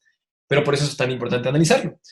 Entonces, bueno, hay muchas razones, ¿no? Y lo que nos toca a nosotros como científicos de datos es, de entrada, bueno, haber recopilado esta información, es poder presentar esta información y después poder analizar esta información, poder sacar conclusiones a través de estas informaciones, ¿no? Por ejemplo, aquí tenemos ya varios diferentes tipos de conclusiones. ¿Qué proseguiría? Pues tratar de entonces hacer un análisis más profundo, ¿no? Entrevistar quizás a algunas de estas personas, para tratar de encontrar, ¿no? ¿Por qué tus amigos son más jóvenes? Porque puede ser, inclusive, también se me ocurre ahorita que veo ya gente, por ejemplo, mucho mayor, pues obviamente porque igual muchos de tus amigos ya murieron o simplemente ya no tienen las ganas de estar involucrados en la tecnología.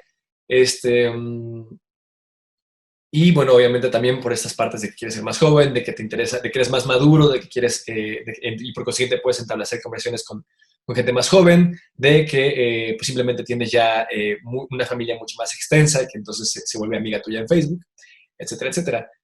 Hay muchas conclusiones y tenemos que nosotros saber cuáles son las más apropiadas a nuestros datos para poder usar esto y tomar mejores decisiones para vender un producto, hacer marketing de un producto, ofrecer un servicio, etcétera, etcétera.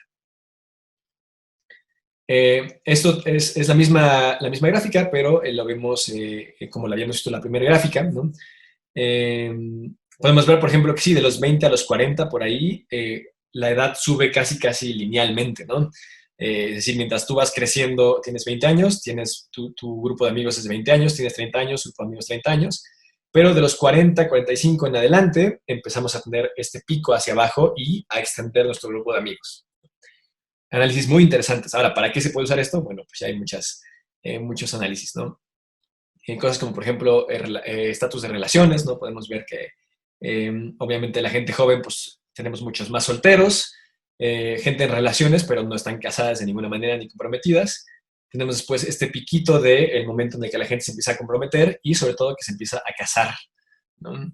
Vemos cómo es casi inversamente proporcional la gente soltera a la gente casada, que digo, obviamente, esto lo que podríamos deducirlo es en una gráfica, pero lo interesante y la parte, de nuevo, recuerden, importantísima de Data Science es darnos cuenta de que nuestras intuiciones son correctas, ¿no? Es poder decir, ok, sí, chance tú, por ejemplo, entrenador de fútbol, tienes una intuición fenomenal sobre quiénes jugadores son buenos y quiénes son malos, pero ¿por qué no respaldarlo con números, con gráficas, con probabilidad, ¿no?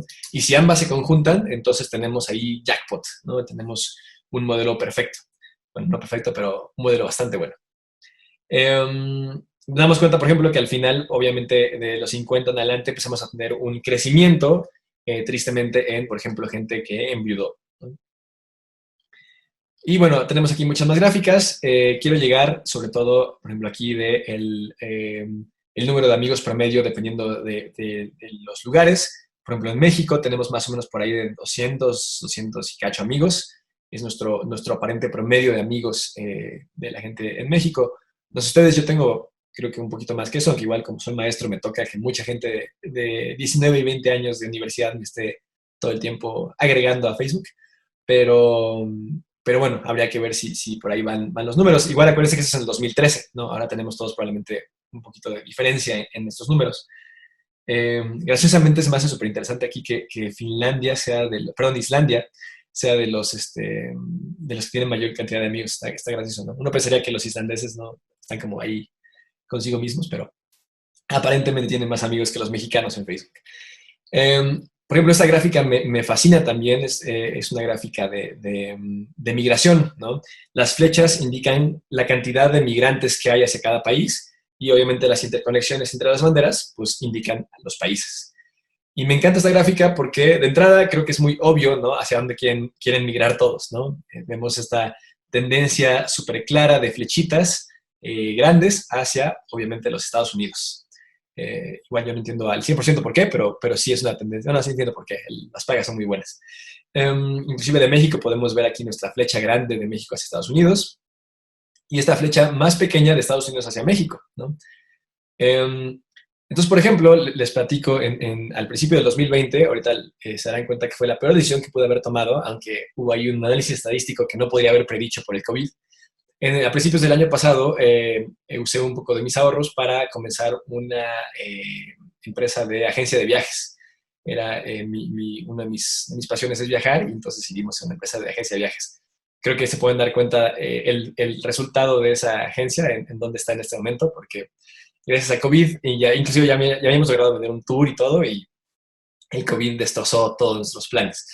Pero bueno, por ejemplo, yo, persona que quiero hacer una agencia de viajes, este tipo de mapa me sirve muchísimo, ¿no? ¿Por qué? Porque puedo ver el mapa y saber, por ejemplo, qué tipo de palabras claves, si yo quisiera, por ejemplo, integrar servicios de migración dentro de mi agencia, eh, creo que sé muy bien qué tipo a qué país tengo que tirar, ¿no? ¿Cuál es el país al que tengo que promocionar más los servicios de migración? Y no solo eso, puedo ver también a qué otros países son los que podría promocionar a continuación. Entonces puedo poner en mi anuncio, por ejemplo, Estados Unidos, Canadá y no sé, ahorita no puedo ver alguna otra flecha grande de México hacia algún otro lado. Probablemente, por ejemplo, Alemania ya tiene una flecha relativamente grande. Bueno, está ahí perdida entre las flechas, pero no importa. El punto es, podría decir, ok, Estados Unidos, Canadá y Alemania, por ejemplo, múdate a Estados Unidos, Canadá y Alemania. Y sé que si pongo esas tres palabras clave, es mucho más probable que la gente vaya a darle clic a mis anuncios que si pusiera Japón, Australia y China, aunque quizás tenga yo mejores promociones para irse a Australia. Bueno, Japón probablemente la gente quiere irse allá, pero que tenga muy buenas promociones para irme para que la gente se pueda mudar a Australia. De hecho, Australia tiene muy amable política, una muy amable política de migración, pero no mucha gente le interesa irse a Australia. Entonces, chance poner a Australia dentro de mis países no tiene tanto sentido. Sí puedo después ya, cuando la gente dé clic a mis anuncios, ya decirles, ok, tenemos Estados Unidos, Canadá y tenemos muy buenas promociones para que te vayas a Australia, ¿no? Y entonces ahí podemos atraer gente a lo que sí podemos hacer nosotros como empresa. Pero bueno, lo que espero que se note es el poder, ¿no? de estas gráficas, ¿no? Como en tan poquito tiempo y tan poquitos dibujos, digamos, podemos entender cómo hacer toda una campaña de marketing, inclusive, ¿no? Para una empresa que si bien no funcionó el año pasado, estoy consciente de que la estadística del año pasado no cuenta. De hecho, ahorita vamos a hablar un poquito de eso. Y perdón, les iba a decir una cosa más de esto, ya se me olvidó. No, pero no importa. Sí, ya me acordé. Todo esto requiere, obviamente, de toda data science en conjunción, ¿no? Extracción de datos, procesamiento de los datos, análisis de los datos, visualización de los datos, ¿no? Entonces, tenemos ahí toda una cadena. Y si le presentamos, por ejemplo, una gráfica así a un cliente, es muy probable que el cliente vaya a emocionarse considerablemente y nos vaya a querer contratar para el futuro, ¿no? Ahora sí llegamos a las que quería llegar al fin. Creo que todas estas gráficas son bastante interesantes, pero esas gráficas son gráficas de conexiones, ¿no? Estas son literalmente les llamamos graphs, de interconexión entre los amigos, en este caso de su hija de 15 años, que en ese momento tenía 15 años, de Wolfram, ¿no? Y podemos ver, por ejemplo, cómo se separan y se conjuntan los grupos, ¿no? Aquí están, por ejemplo, los puntos rojos, son la gente de su escuela, de la escuela de la hija, y vemos que es un grupo muy cerrado entre sí, todos están conectados entre sí. Por ahí algunos no están conectados con nadie más de la escuela. Qué triste. Y bueno, tenemos por acá grupos un poco más dispersos. Por ejemplo, aquí amigos que tiene de un evento a la que fue una sola vez, que si bien no están muy conectados con la gente de la escuela, están muy conectados, por ejemplo, con la gente de los campamentos de verano, ¿no? Lo cual nos hace pensar, por ejemplo, que chance la gente de este evento le recomendó el campamento o la gente del campamento le recomendó el evento, quizás haya alguna especie de conexión.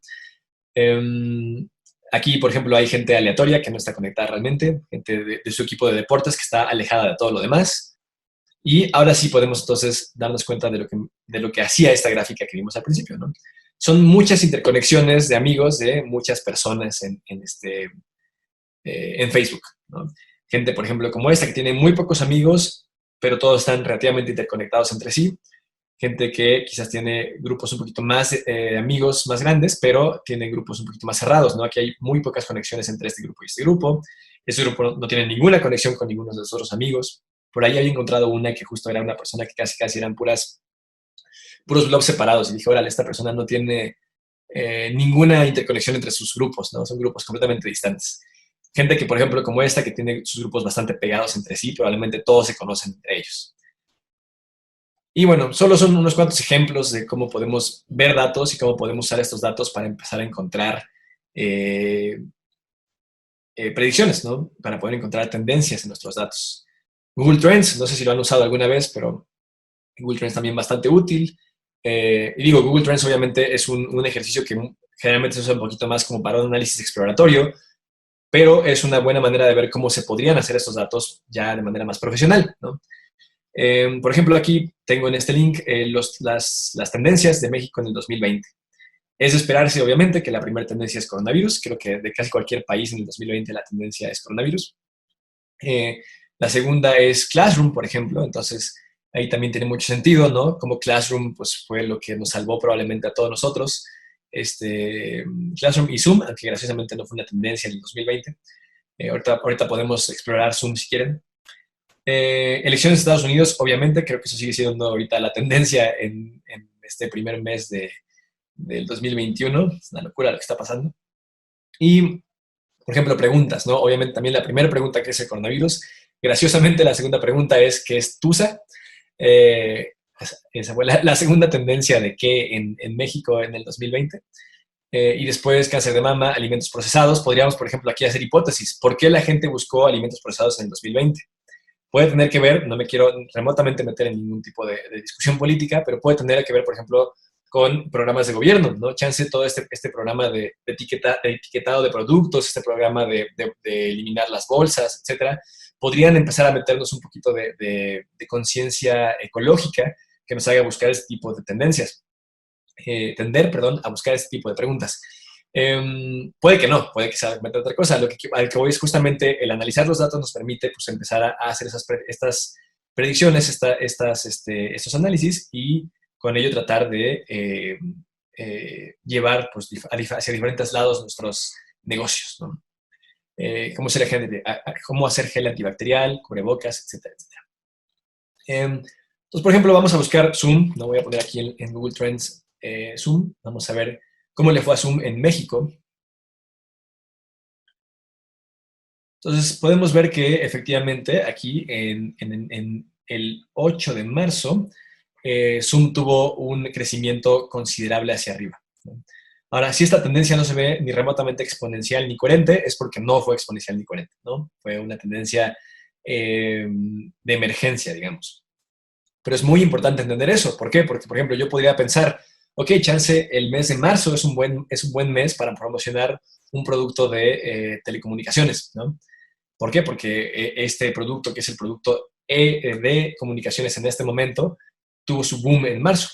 Sí, sin embargo, si vemos, por ejemplo, la tendencia en los pasados 5 años, nos daremos cuenta que es una anomalía, ¿no? Este año. Todo el resto del tiempo realmente Zoom a nadie le importaba. Había empezado a crecer un poquito quizás al final del año del 2019. Tiene sentido porque desde ahí empezaba el COVID. Y el golpe severo de Zoom en México fue cuando se implementaron las regulaciones de sana distancia en México. Entonces no podríamos confiar en esta tendencia, ¿no? Obviamente estas tendencias que les estoy mostrando son muy obvias, pero bueno, quiero que sean sobre obvias para que podamos fácilmente darnos cuenta de lo que podríamos estar detectando, ¿no? Vamos a comparar, por ejemplo, Zoom con Classroom, también Classroom, que fue otro de los productos muy, muy importantes en estas épocas. Y podemos ver que sí, efectivamente, si Classroom iba empezando a agarrar un poquito de favor, un poquito de tendencia, realmente fue de nuevo hasta el bloque de COVID, donde Classroom creció considerablemente, ¿no? Y podemos ver, por ejemplo, una especie de correlación. Obviamente todo esto lo estoy diciendo de una manera muy, muy básica, sin hacer análisis reales, pero podemos ver alguna especie de correlación entre Classroom y Zoom, ¿no? Podemos ver cómo ambos subieron un poquito por ahí de marzo, y luego bajaron un poquito los dos, y luego volvieron a subir, volvieron a bajar, subieron, bajaron, ¿no? Ahora, es muy interesante ver las tendencias del 2020, porque es lo que nos explican por qué, si ahorita busco Data Science, y les juro que no estoy tratando de ser sesgado, lo he leído en varios lugares, podemos ver que es una tendencia que va un poco hacia la baja a partir del diciembre de 2020, ¿vale? Entonces, Data Science iba muy hacia arriba, ¿no? Al principio de 2020 consideraba que Data Science era de los trabajos como más hot del momento y que solo iba a ir hacia arriba. ¿Por qué creen, por ejemplo, que Data Science haya disminuido su tendencia de búsqueda en Google en el 2020? ¿Alguna idea?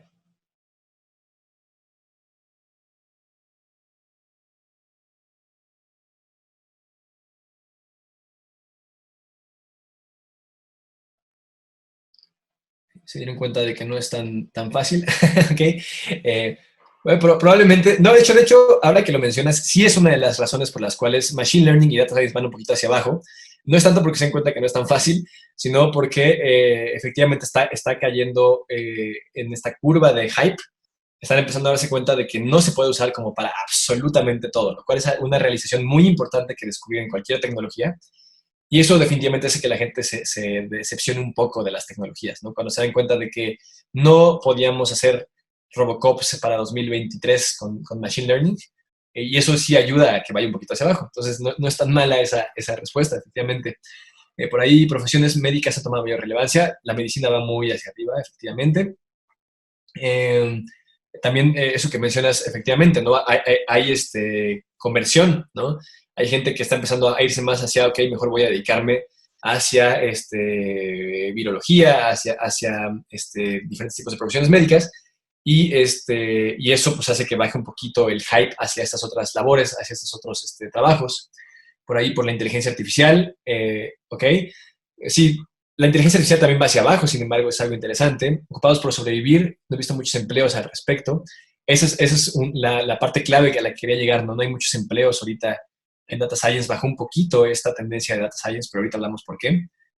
Se rompió la predicción y la seguridad de los datos. También eso tiene que ver, la gente está empezando a preocuparse mucho por sus datos.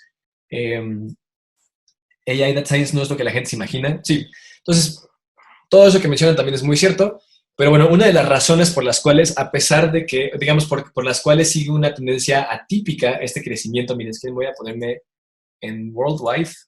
Yo no he hecho esto antes, espero que siga lo que quiero mostrar. Sí, ahí está. Sí, se muestra bastante bien. Si se dan cuenta, ciberseguridad también ahorita está teniendo un boom, definitivamente, que está haciendo que baje un poquito Data Science. Si ven, efectivamente íbamos hacia arriba, hacia arriba, hacia arriba, y luego tenemos un golpe bastante marcado hacia abajo. Entonces, si bien lo que mencionaron es muy cierto, todas estas otras tendencias están surgiendo, están reemplazando un poquito Data Science, etcétera, etcétera. Una de las grandes razones por las cuales en el 2020 las ciencias de datos cayeron bastante y cayeron de una manera atípica es porque los datos del 2020 son muy, muy, muy horribles, ¿no? No nos sirven para nada. Recuerden, el punto de Data Science, el punto de Big Data es poder usar datos para poder encontrar tendencias y hacer predicciones con sistemas de inteligencia artificial, etcétera, etcétera. El 2020 no es un ejemplo para poder hacer nada, ¿no? O sea, no podemos agarrar los datos de enero, febrero y marzo del 2020 y usarlos para implementar un sistema de inteligencia artificial que nos ayude a predecir enero, febrero y marzo del 2021, ¿no?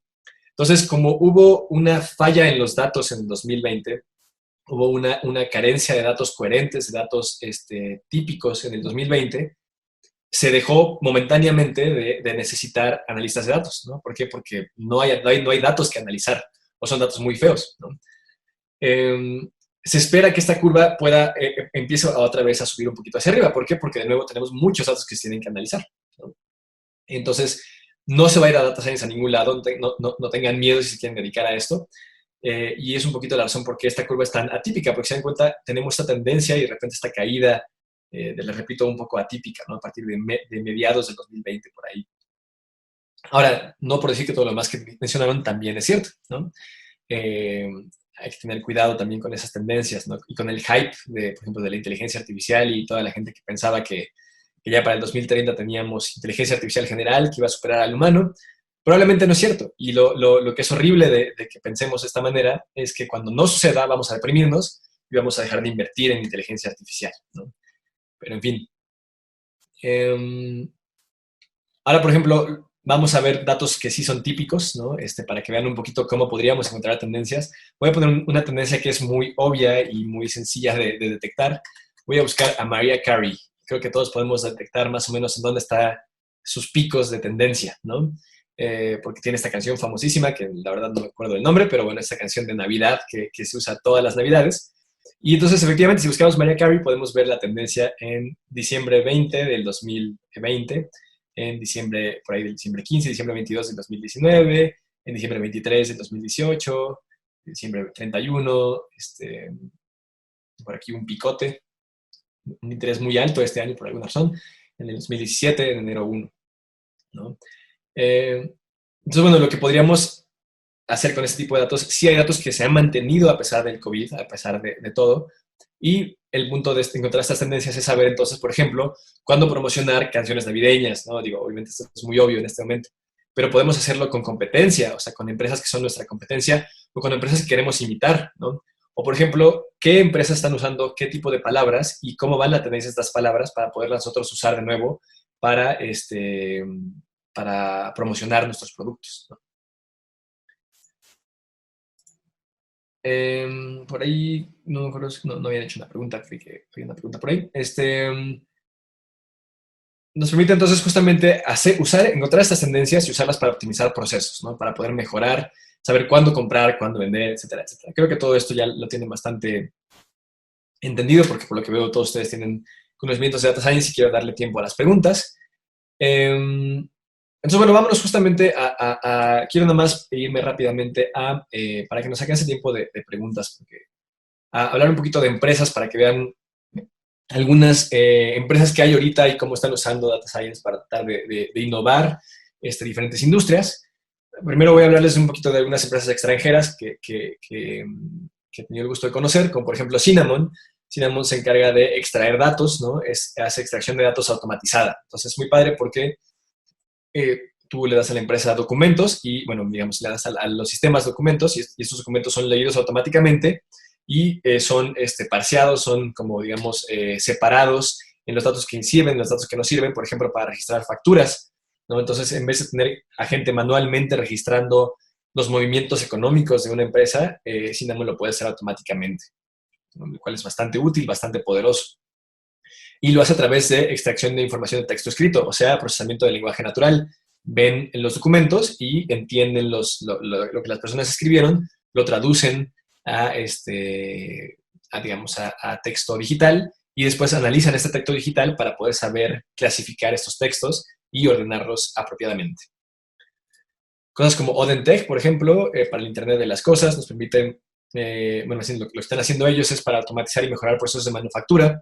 Entonces, lo que quieren es justamente estas compañías que hacen manufactura encontrar ineficiencias, ¿no? A través de todo el análisis de datos que están corriendo en tiempo real de la empresa, saber cómo pueden mejorar procesos, cómo pueden encontrar procesos que quizás están siendo ineficientes y que se pueden optimizar. Spoonshot, por ejemplo, me encanta este startup, tengo mucha esperanza en ellos porque es muy divertido. Están haciendo un sistema para predicción del gusto de personas y tendencias de consumo, ¿no? Culinario, hablando de comida, ¿no? Entonces, lo que están haciendo es agarrar data no estructurada, están agarrando datos de todos lados, de Twitter, de compras de restaurantes, etcétera, etcétera, y con eso están tratando de encontrar tendencias en los gustos culinarios de la gente. ¿Para qué? Para poder ayudar a empresas pequeñas, a restaurantes pequeños, a saber qué tipo de productos es correcto promocionar, qué tipo de productos deberían de sacar, ¿no? O sea, qué tipo de platillos son los más, los que tienen mayor tendencia. Por ejemplo, hubo un tiempo en el que aquí en México el ramen fue un platillo de tendencia. Ahorita quizás ha caído un poquito esa tendencia, sigue siendo fuerte, pero ha caído un poco. Entonces, esa es la idea. Y lo que me encanta, aparte de Spoonshot, es que la intención es justamente democratización, ¿no? Estas otras empresas van un poquito más hacia empresas grandes. Spoonshot lo que quiere es hacer que estos modelos sean disponibles para restaurantes pequeños, ¿no? Y eso creo que para mí es de las usos más importantes que tenemos que darle a data análisis y a inteligencia artificial hoy en día. Como les digo, el primer startup que hice, justamente la intención era eso, ¿no? Era poder hacer inteligencia artificial avanzada, específicamente aprendizaje de máquina profundo avanzado, en Excel, ¿no? Que pudieras como poner tu palabra de Excel, así como pones sum, y pudieras hacer predicciones con tus datos. Justamente para esto, para que inclusive la señora de la tienda de la esquina pudiera hacer sus predicciones de cuándo pedir más o menos producto de un específico producto y poder optimizar sus ventas, por ejemplo, ¿no? Entonces, me encantan ese tipo de proyectos de democratización de AI, democratización de AI. Health at Scale, por ejemplo, que como bien mencionaba, en medicina ahorita está creciendo mucho, y una de las grandes áreas de aplicación de inteligencia artificial y de análisis de datos en el mundo en este momento es la medicina. Está teniendo muchísimo éxito la aplicación de análisis de datos en medicina. ¿Por qué? Porque permiten justamente automatizar muchos procesos que antes eran muy tediosos, ¿no? Como por ejemplo, en algún momento me tocó trabajar en algo muy parecido a Health and Scale, pero en una empresa mexicana o en un startup mexicano, que lo que querían era justamente automatizar se me fue ahorita el nombre, cuando vas a un doctor, las consultas médicas, perdón, no sé por qué se me fue la palabra consultas. Automatizar las consultas. Entonces la intención era, la gente llegaba, se ponía como unos wearables, ¿no? Respondía un cuestionario mientras el sistema medía como automáticamente ciertas características de la persona y se le asignaba un cierto tratamiento. Entonces había dos grandes beneficios de esto, ¿no? Por un lado, hacerlo mucho más rápido y barato todo. Entonces poder llegar a lugares en los cuales ni siquiera todavía existe el Dr. Simi. No para nada por desprestigiar a Dr. Simi, la verdad es que esos servicios de consulta rápidos que tienen varias farmacias son fenomenales, pero bueno, la intención era poder llegar a más gente y poder hacer las cosas más rápidas y aparte de hacerlo mucho más preciso. Un gran problema ahorita con la medicina que surgió hace unos años es esta crisis de opioides que le llaman en Estados Unidos, porque justamente con todas estas consultas rápidas los doctores solían decir, ok, el 90% de la gente que viene tiene la garganta irritada, le receta al 90% de la gente antibióticos genéricos, del mismo tipo de antibiótico, todos compran el antibiótico y se empezaron a generar estas superbacterias, ¿no? Y supervirus que están, que están causando muchos problemas para la medicina. Lo padre, por ejemplo, de estos sistemas de automatización y de especificación de tratamientos es que permiten no darle antibióticos a todos nada más porque sí, ¿no? También, por ejemplo, para detección de cáncer se ha usado mucho y es muy efectivo porque de entrada predicen mejor cáncer que los doctores, y aunque los doctores predijeran mejor, un doctor, por ejemplo, que cheque radiografías para metástasis en la mañana, probablemente está mucho más avispado que en la noche, ¿no? Si a las 10 de la noche está checando una radiografía, probablemente sus predicciones van a ser peores que en la mañana. Un sistema de detección de metástasis digital se va a mantener siempre con el mismo nivel de predicción. Y aparte, de nuevo, la automatización, ¿no? No todos podemos pagarle a un doctor no sé, de Los Ángeles para que cheque nuestras radiografías y nos cobre muchísimo dinero por checar radiografías y decirnos si tenemos cáncer o no. Entonces, el poder automatizar estos procesos permiten que mucha gente pueda acceder a estos servicios de primer nivel sin tener que gastar mucho dinero. Unas cuantas empresas mexicanas, nada más para que vean. Está, por ejemplo, Nowports, es una empresa que se dedica a tratar de, a través de análisis de datos, inteligencia artificial y blockchain, agilizar cadenas de distribución. Ellos mencionan que la mayoría de los problemas en cadenas de distribución es mercancía perdida, entonces lo que ellos están haciendo es justamente estos sistemas de blockchain, o sea, como súper seguros para llevar a cabo este seguimiento de las cadenas de producción y empezar a automatizar algunos de esos procesos a través de justamente recopilar los datos de estas cadenas y con esos datos poder empezar a hacer automatizaciones. Ilutio, por ejemplo, también está bastante padre porque lo que hacen es usar realidad aumentada para mejorar productos y servicios y a través de, una vez que hacen el producto, después hacen un análisis estadístico de qué también le fue al producto, qué tanta gente realmente usó la aplicación de realidad aumentada, cuál fue su interacción con ella, qué tanto interés tuvieron o no, y etc. Finalmente, Bionet, que es un sistema de análisis de riesgo y detección de fraudes. Aquí también es un área de oportunidad muy grande porque los fraudes la mayoría de los bancos deciden que los fraudes son parte natural de de su ciclo económico y entonces simplemente no pueden hacer mucho al respecto. Y la inteligencia artificial, el análisis de datos está permitiendo que empiecen a detectarse mucho estos fraudes, estas anomalías, inclusive los cambios en el tipo de fraudes que hay, entonces poder detectarlos de una mucho mejor manera.